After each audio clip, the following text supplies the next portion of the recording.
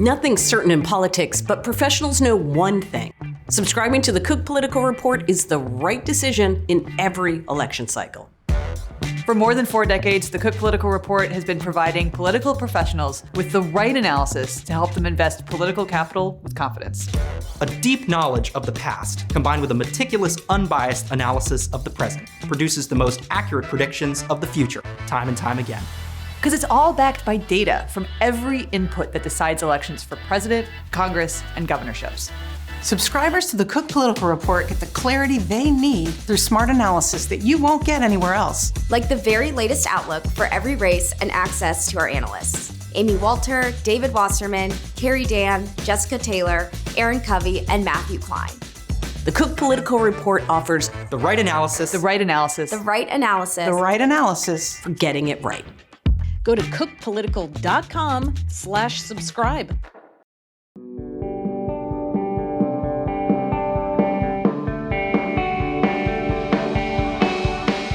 Hello and welcome to The Odd Years. I'm Amy Walter.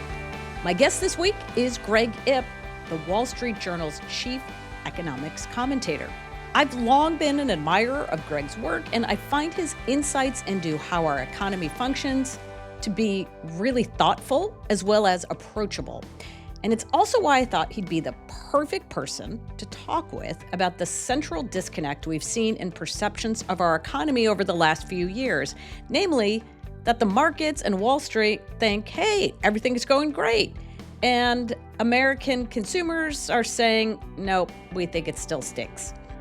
We also talk about AI, why Greg thinks it's not likely to have a huge impact on our jobs, but why it's potentially contributing to Americans' generally pessimistic views of their economic futures. But as you know, there's a war with Iran that's adding its own economic uncertainty to the mix. So we start the conversation there. We recorded this on Wednesday, March 11th. Greg Ip, hello. Thank you so much for joining me. Amy, thanks a lot for having me on the show. Oh, I've been so excited for this conversation. Been trying to get you on the pod for a little while now because I'm an avid reader of all of your columns in the Wall Street Journal. And I think you do such an amazing job of breaking down the economy in a way that non-economist people like myself can understand. It's really insightful and thoughtful. And so I thought we were going to start with sort of a big picture look at where the economy is, but we're right now in the middle of a war in Iran. So Yep. I think we have to start there and its Okay. impact on the economy. Tell me what you're seeing right now about the Okay. impact that this war is having. And then we can talk maybe about where you think things go from here. Great question, Amy. And first of all, the admiration is all mutual. I've loved Cook Political Report, yours and Charlie's work over the years. Big admirer. It's an honor to be on your show.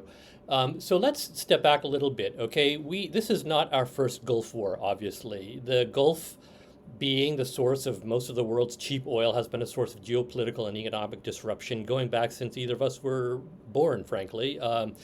You go back to the 73 Arab oil embargo, 79 Iran revolution, the 91 Gulf War, the 2003 Gulf War. So in some sense, we have a muscle memory for these things. And it goes like this. Higher energy prices, bad for both growth and consumers, and also bad for inflation. And that's one of the reasons why markets and individuals tend to respond very badly to events like we're having right now. However, this is not your father's oil price shock. What do I mean by that? So a couple things have changed in important ways since the last time this happened, which I would say would be around 2003. Or we could even look at 2022, frankly, when Russia invaded Ukraine. So the first thing that happens is we just don't consume as much energy relative to GDP as we used to. Here's a stat for you. We consumed 5% less gasoline in total gallons last year than we did in 2007, almost 20 years ago. But our GDP was 42% larger. So what does that mean? It basically means we use about half as much gasoline per dollar of GDP than we used to. So based on that, a dollar increase in the price of oil or gasoline is simply not going to have as big effect as it used to have. Number two, the United States was historically, through most of that period, a net oil importer. So you both had the fact that consumers were spending more on energy when these price spikes happened. And all that money that they were spending went overseas to foreign oil producers, right? So it was kind of a double whammy. Now, a lot of that money actually flows back to Americans because we have the shale revolution. So there's, in some sense, before it was unambiguously bad because it was bad for consumers and bad for producers. But now it's bad for consumers, but there's a little bit of a positive for producers. And so that's another reason why we don't think it'll be as bad. The third thing, Amy, and this is the one where nobody should have much conviction, is that the damage from an oil event like now is it's a function of two things: how much the price goes up and how long it stays there. We know the first thing, but we don't know the second. And the wild gyrations we've seen in price in the last week or two. I mean, I was watching the futures on Sunday night. It was insane. They went as high as $120. The next day they were down to 105 in the morning, and they ended the day down for the day. I've never seen volatility like this. So what's the message from that? Humility. Don't make strong forecasts. But Greg, it's even in what you're seeing on the street corner at my gas station on the corner. On a week ago, it was $3 a gallon. It's now up to $3.35. I've never seen it go that quickly. So consumers are also seeing it, not just the markets. Yeah, so the speed of increase is definitely something that's going to shock people. But step back a little bit. The level of the price is roughly where it was a little over a year ago when President Trump came into office. And if you actually add up how much money is likely to be drained out of consumers' pockets as a result of the higher gasoline prices we're seeing right now, it's still probably less than they're going to get back from the tax cuts in the One Big Beautiful Bill Act. So I sit here and based on the probabilities of where things go, I'm not too worried about the economy. Okay. And yet, can I just read the last sentence of your piece on this, which to me was it was just now that's a low blow, Amy, reading back to me something I wrote. Well, it's just this little nugget that you put at the end where you said, President Trump, eager to run the economy hot ahead of the midterms, has put intense pressure on the Fed to slash rates. If it succumbs, a temporary oil-induced inflation blip could be something longer lasting. So can you explain what that means? Sure. So if you go back to the 1970s, which was kind of the archetypal energy shock, right. All right? So that did exactly the two things I said oil shocks do. It reduced oil, it hurt the economy. We had a recession in 73, 74, and it caused inflation to go up. Now, any economist will tell you is that if oil prices go up, that will have a one-time impact on inflation.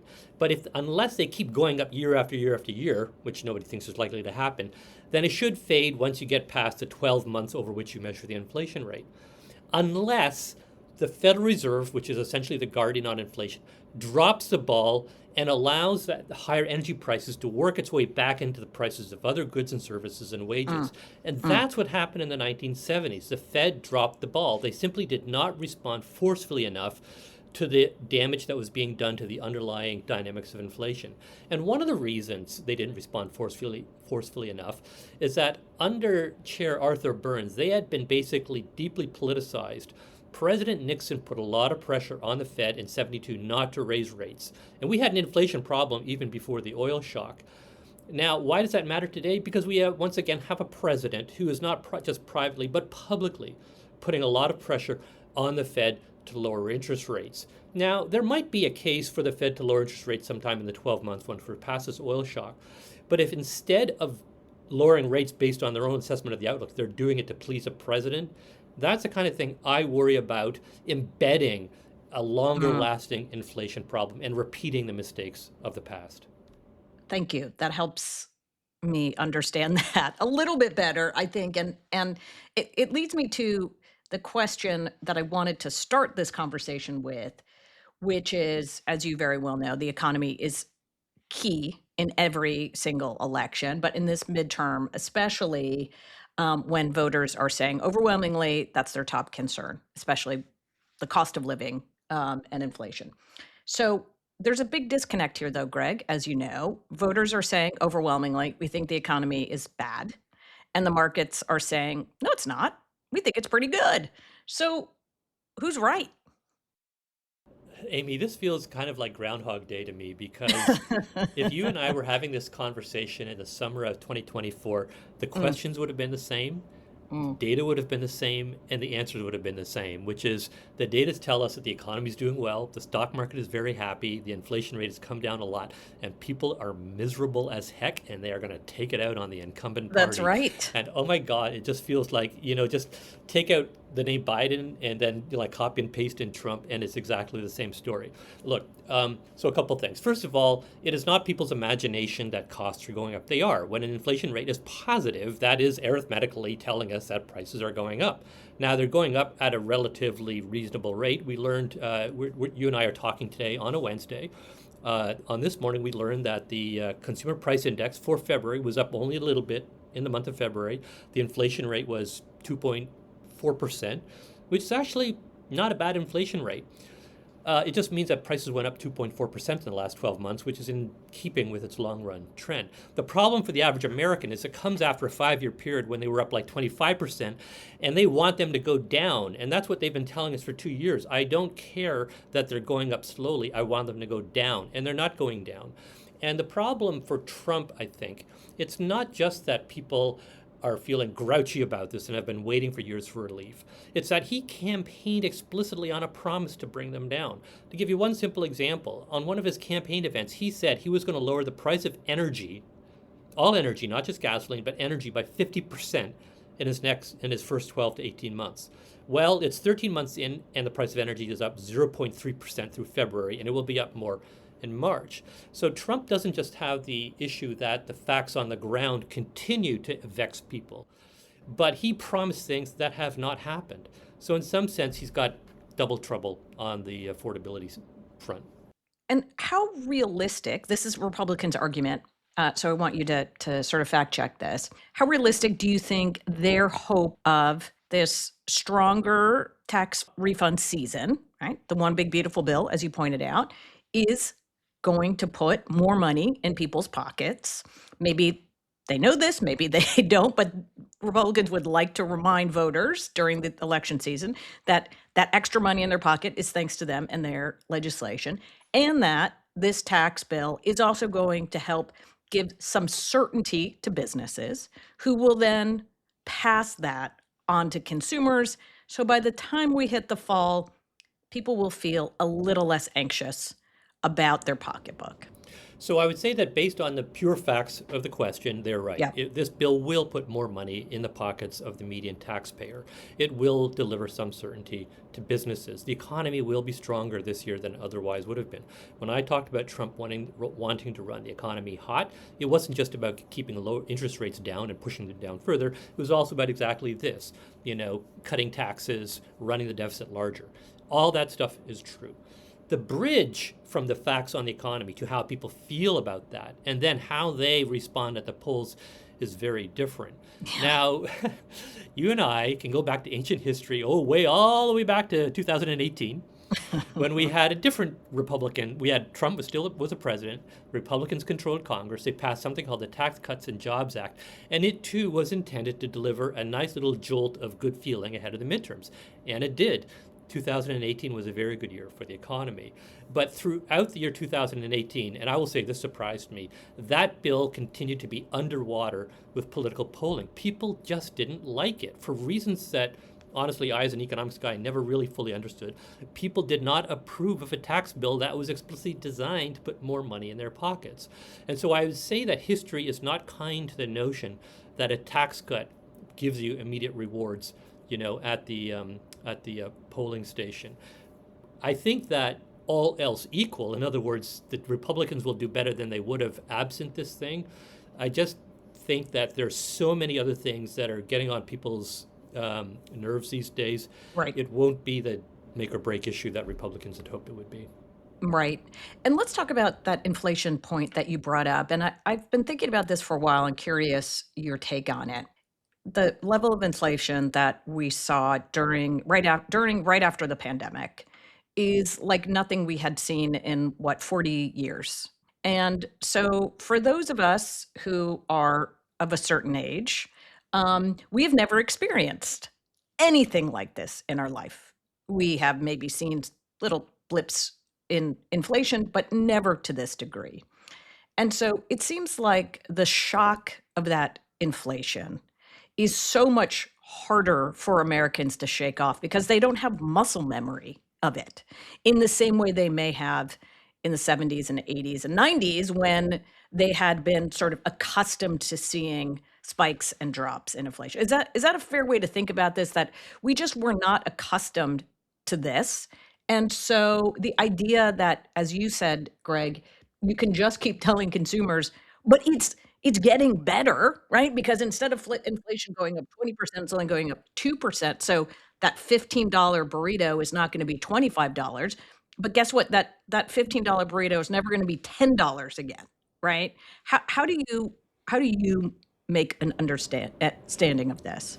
So I would say that you're absolutely right that the inflations that we suffered through in 22 and 23 was well outside the experience of most, American adults now. But I would also say that that was 3 years ago now, right? Yeah. And it's got to be the case that with each passing year, the shock has got to fade. And indeed, we do see some data. For example, if you look at if you dig down a little bit, take Trump out of the equation and you ask people their assessment of the economy, we do see that although people are still net negative, they're not quite as negative as they were a year or two ago.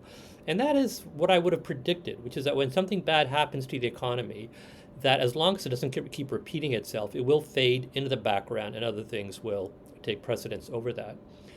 The second point I'd like to make is that a couple of years ago, when I was first trying to confront this vexing disconnect between the data, which was good, and people's attitudes, which were bad, I came up with what I called my referred pain thesis. And this is the idea that in medicine, we know that sometimes if you have a headache, it's because you're actually suffered an injury to your leg. It's called referred pain, right? And so my theory was that when people tell the polling organizations that they're negative about the economy, what they're really telling them is that they're negative in general. They're negative about a lot of things. When they're worried about inflation, they're also worried about whether the kids are going to get jobs. They're worried about the cost of housing. They're worried about whether it was the war in Gaza or the war in Israel or what's going on with ICE or something like that. In other words, there tends to be, I think, this leakage of people's pessimism across all things that they're looking at. And you kind of can see that. And you know this way better than I do. But there's a high degree of correlation. Pollsters will ask people issue by issue, how do you feel about the economy? How do you feel about immigration? How do you feel about healthcare? How do you feel, et cetera, et cetera, et cetera? And there's a high correlation across all these things. And yet it cannot be the case that foreign policy and healthcare are always moving in the same direction.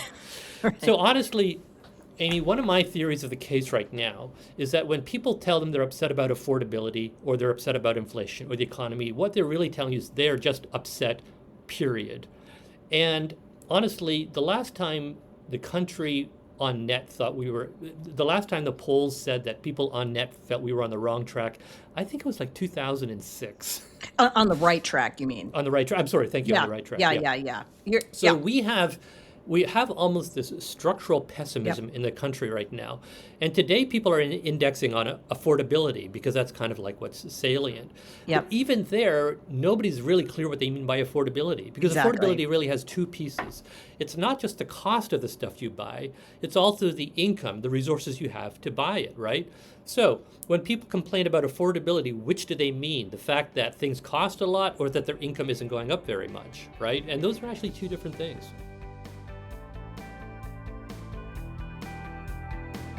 A quick break, and we'll be back with Greg Ip.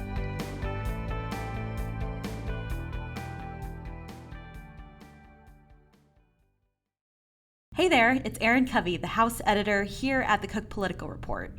Did you know we have another podcast called Editors Roundtable? It comes out once a week and features me and my colleagues pulling back the curtain to let you in on all of our insights on races, ratings changes, polling, and everything else we'll be following this midterm year. You can find Editors Roundtable on Apple Podcasts for just $1.99 a month, or become a paying subscriber to our new Cook Political Report Substack. All this is linked in the episode's show notes. There was a really interesting number in the Wall Street Journal, it used to be the Wall Street Journal, NBC poll that came out this week. And it feels like that issue you're talking about, this idea of things being worse, the pessimism, you can kind of go back to 2008, right? And look at the financial crisis as one of the most important catalysts to that. And we just seem every couple years, there's something else that builds on this overall feeling, which leads me to my question that I've been thinking about this a lot. I quote your column on this a lot. The more taking a step back, a more holistic look at the state of our economy. I think this is true for the US. I think this is true for a lot of the world, which is that this was your column. The economy's rewards are going disproportionately toward capital instead of labor. Profits have soared since the pandemic. The market value attached to those profits even more. The result, capital, which includes businesses, shareholders, superstar employees, is triumphant, while the average worker ekes out marginal gains. As you said, Greg, you're not going to solve that by running on an affordability argument, right? This is deeper than that. Yeah. So Yeah. is this where we are? Is this where we're going to be for the foreseeable future? Well, I think that the point that I was making in that column that you just quoted is relevant to the current debate in the following way, is that on top of all the issues of affordability, to the extent that we are getting good numbers on the GDP and the stock market, they are reflective of a somewhat narrow slice of the economy. I mean, the economists will tell you is that we had a good year for GDP growth last year, but it was a good year partly because we had a boom in AI, everybody's building a data center, and that the people who own a lot of the stock market did extremely well, and their spending seems to be disproportionately holding up the economy. And so I think that goes exactly to the heart of this disconnect you and I are talking about, which is that one reason why good data is not lifting people's spirits is because that good data is not really telling us how the median household is doing.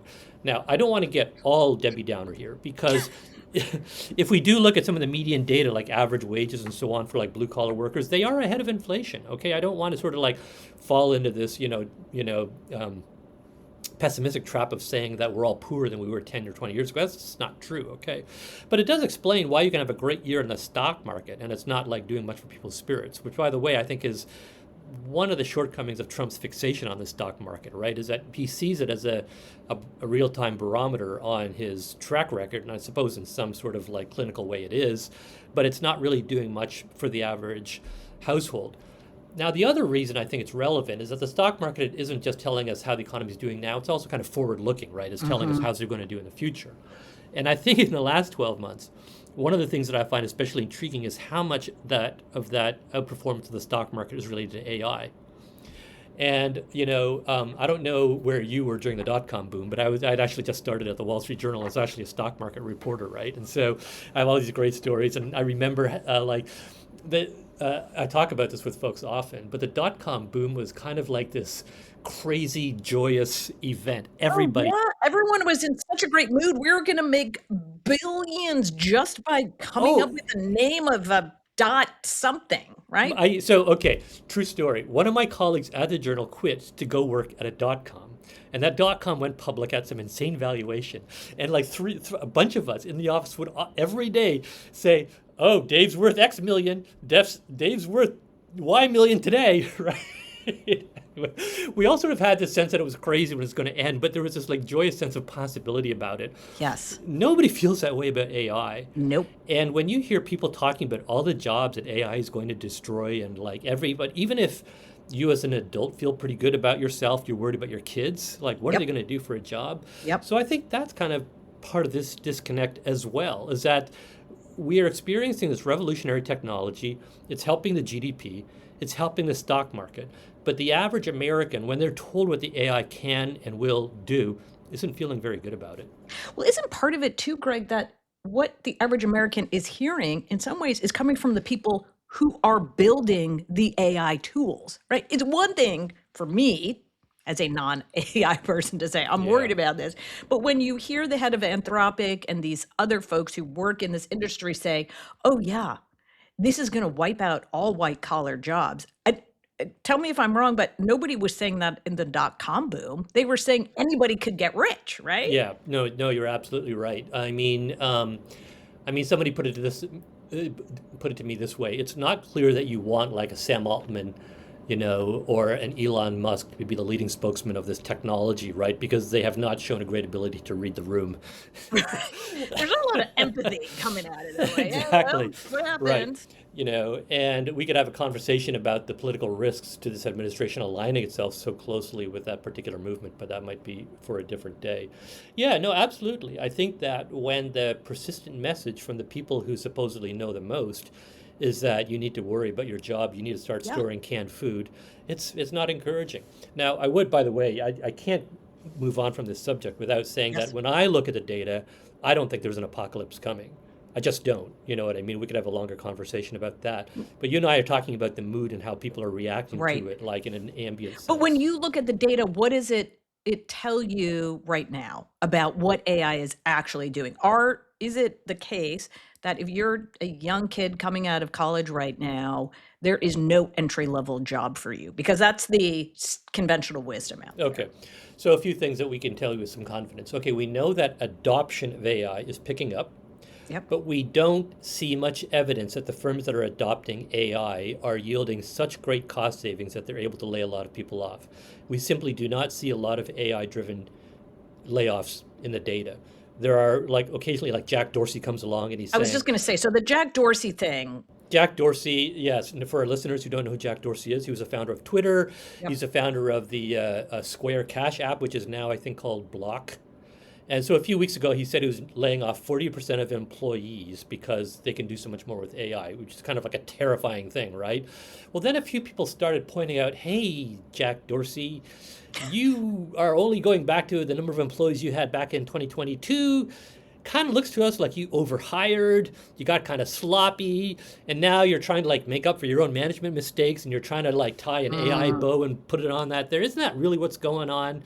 And so when you actually penetrate below the Silicon Valley kind of hype, even when you look at an announcement like Jack Dorsey's, it's not really clear that what's going on is that AI is saving a lot of jobs, as opposed to I got to lay some folks off, and I'm going to grab the corporate management speak phrase du jour, and I'm going to say it's because AI does X, Y, right. Z. Nobody can be mad at me. Exactly. They're going to be mad at this computer. A bad manager lays off people because you overhired. A good manager lays off people because of AI, right? So, right. Excuse me, I know you don't expect me, somebody as young as me, to be so cynical, but what can I say? Okay, yeah. But let's talk about the data, which is my area of expertise. If we look at the number of people whose job occupation is software developer, that number's going up right now. It's not going down. Some of the lower level jobs, like computer programmer, the people who manage the IT systems, their numbers are going down, but they've been going down for 20 years, frankly. If we look at job vacancies, job openings for computer related occupations, those peaked in 2022. And the reason they peaked was that there was a hiring binge at big tech coming out of the pandemic. And then they figured out that they overdid it. And so they have actually been cutting back since early 2022, which was 10 months before ChatGPT was released. And you don't really see much of a trend since then. In fact, if you squint, you can see a small uptick in these jobs. Another interesting data point, Amy, is that if you do salary surveys, and we don't have up-to-date data on this, but the last numbers I saw on this were for 2024. According to those data surveys, a computer grad, somebody with a computer science degree, is still earning more than somebody with just a regular degree. And that premium continues to grow. It's not shrinking, it's growing. However, I do want to confront this fact that if you're in your early 20s with a college degree, it's harder to find a job. That is true.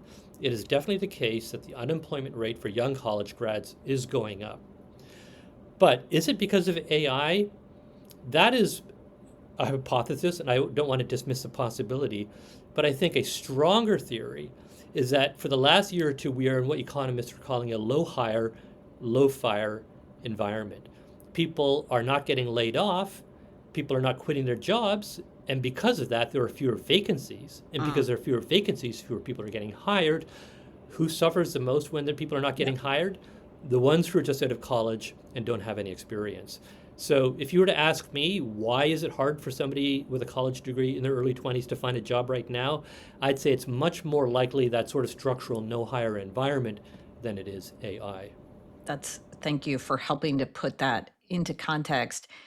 But as we think about this longer term, Greg, and as you noted, both in our conversation and in your writing about this, look, we've had technological change for as long as we've had humans.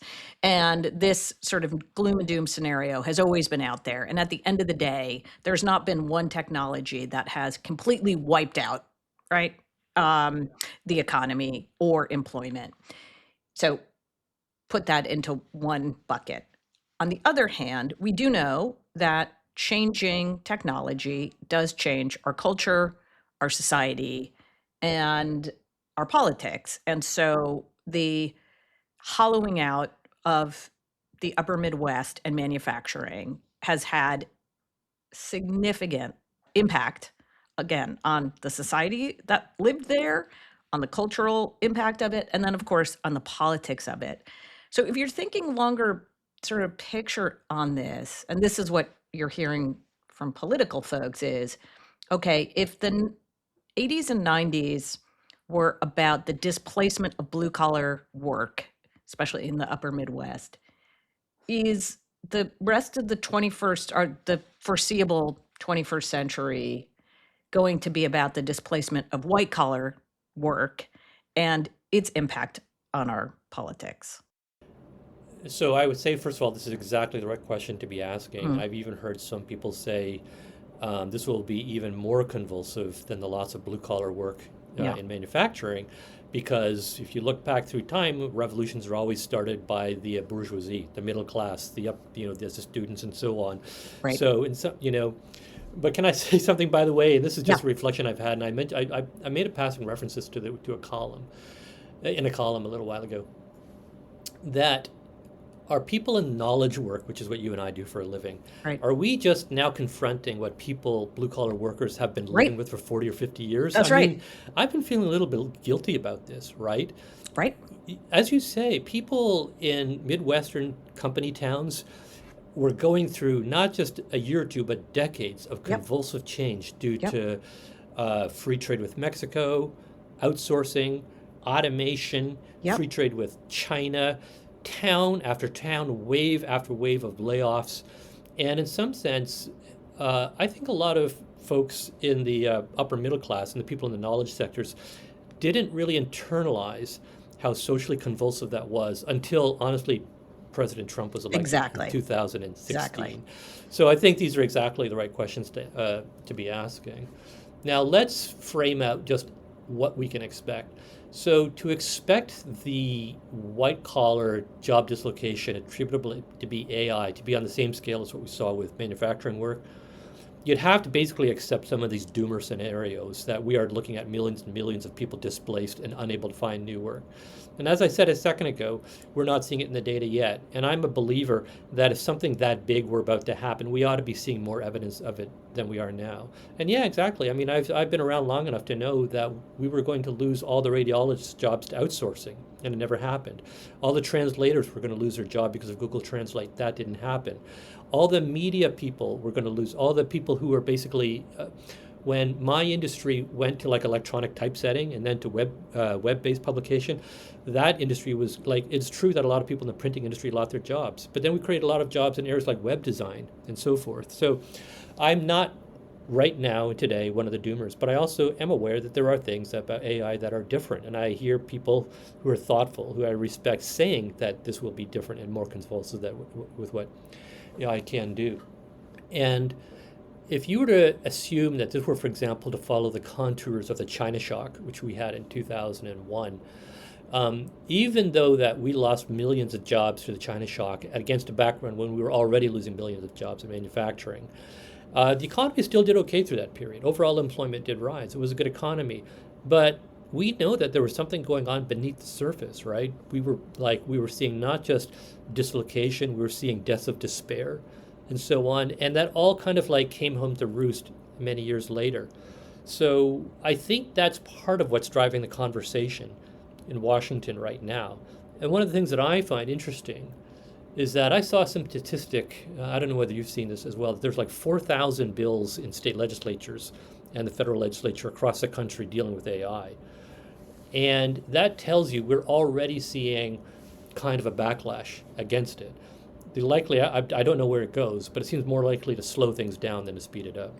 Well, and that does seem, Greg, like as we think about 2028, it feels as if you cannot be considered a serious candidate for president without having a platform that addresses this. And more likely than not, to your point, it's going to address it in a way that looks at AI more skeptically than optimistically. Is that your belief in that? That would be my prediction. Yeah, But yeah. I actually haven't seen it yet. Have you? I haven't either, but Yeah, yeah. I mean, Bernie Sanders, I think, has talked about like stopping data centers and so on. yep, yep.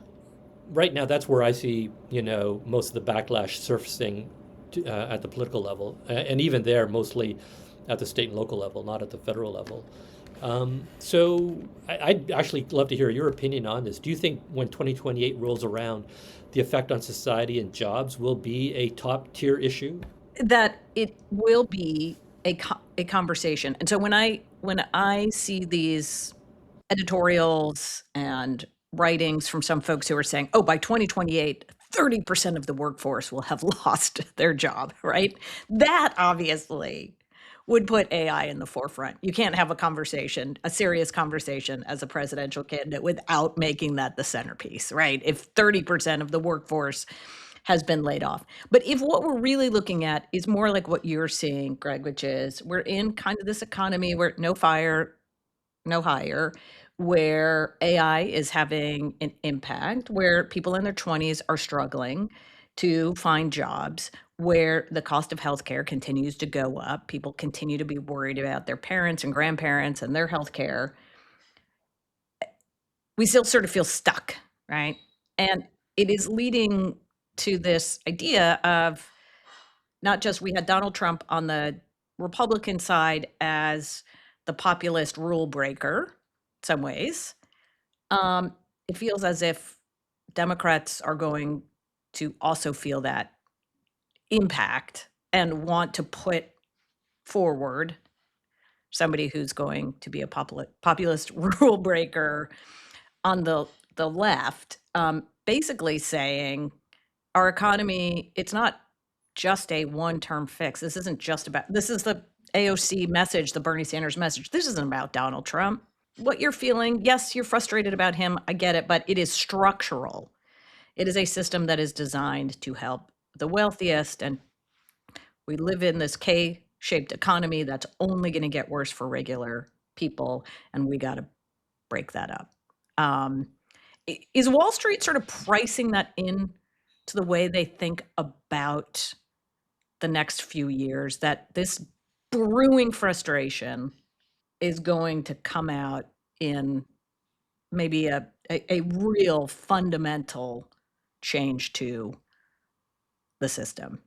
No, Wall Street's pricing in nothing like that, but that's not surprising. Wall Street is simply awful at pricing in those kinds of mood changes. And I don't know what that would look like, Greg. Exactly. I don't know how you means. price it. What do you does that buy? mean? What do you sell, Right. And if you think that's only a 20% chance, that means there's an 80% chance it won't happen. And if you Right. put all your money on 20% and it doesn't happen, you Right. basically end up losing money, right? So That's right. I would not expect it to happen on Wall Street. I would expect that at least among the more thoughtful leaders of the business and tech community, you would be having that thought process. And this is where I think it's interesting that the one figure in the AI space who's talking about it is Dario Amodei, right, from Anthropic. I mean, he is the guy who's talking about white-collar job loss most emphatically, but he's also the guy who seems most concerned about doing something about it and about putting guardrails around the industry, Right. to try and at least prevent some of the worst-case scenarios. Right. And he's a bit of an outlier in the industry. And so this is kind of one of the things that I've been thinking about, and I don't have a good answer for you. What is the political risk to industry and tech specifically of refusing to sort of grapple with these kinds of issues? Now, I don't expect 30% of white-collar jobs to ever be lost to AI, much less in the next 2 years. But I think what you're talking about is that people are going to be, if they're still feeling crappy 2 years from now, they're going to be looking for someone to blame. Isn't that kind of what we're talking about here? Yeah. Yep. And who's the opportunistic politician who's going to pick up on that, right? And it seems to me that, after 2008, it was the banks, Yep. understandably. And I would not be surprised if people decide to zero in on the tech community. Right. I just don't know exactly how that comes out or with who. That's right. That's right. Greg, this has been a fascinating conversation, as usual. We could keep going on and on and on. Although I would love to check in with you as we get like into the late summer, early fall, because we may have a better sense of all of these shocks we've been talking about and whether or not they have come to pass, either the good and the bad. But until then, we will leave it just as this. Amy, it was a great conversation. Thanks so much for having me, and I'd be delighted if you have me back in the summer to market everything we just talked about. Thank you so much for listening to The Odd Years. If you liked what you heard or want to make a suggestion, leave us a review. Or, better yet, recommend us to a friend. You are our best way to get the word out about what we do. And if you want more from the Cook Political Report, consider becoming a subscriber. Go to cookpolitical.com/subscribe. Listeners can use the discount code ODD10, that's ODD, the number 10, to save 10% on any subscription. This offer is available only to new subscribers. The Odd Years is brought to you by the Cook Political Report and is produced by Becca Kaufman.